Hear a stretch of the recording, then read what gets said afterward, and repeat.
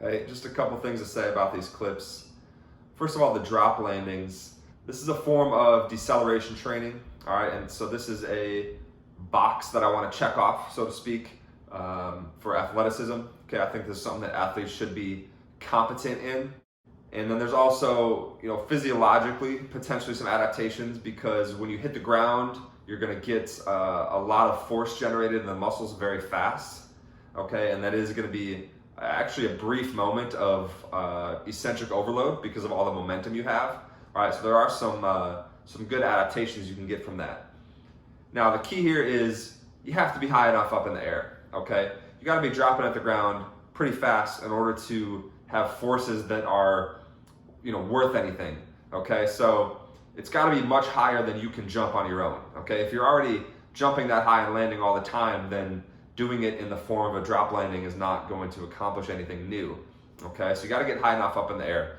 Snap downs don't do anything. Dropping off a 12-inch box doesn't do anything. Okay, you got to get up in the air. Then secondly, I just want to point out that if we look at all the exercises in this video, my question is, can you tell what sport this athlete is training for? And I would say, no, you can't. And that's actually how it should be. Okay? Outside of your sport practices, games, skill sessions, your athletic development should be largely focused on general qualities. Okay? So you're trying to, become more elastic, get more explosive, get stronger, build up your tissues so that they can handle high forces, be able to decelerate fast, right? These are things that all athletes should be doing. So then much of the training is not sport specific, okay? It's about making you a better athlete as a whole. It's not about replicating your sport in your training. You already have tons of your sport present, okay?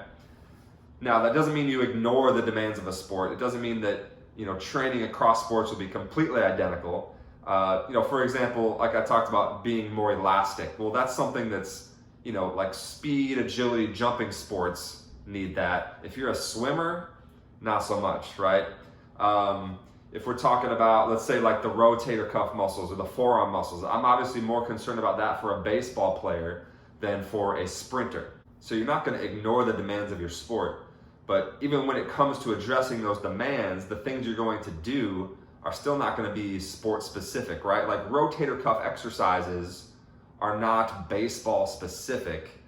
They're just meeting the demands that happen to exist in baseball. They also exist in other sports as well. So looking at the big picture, I would say that the concept of sport specific training is way overrated. It doesn't mean that some level of specificity doesn't exist in your training, but really you should be focused on just trying to be a better athlete as a whole, and then that will translate into the specific things you have to do in your sport.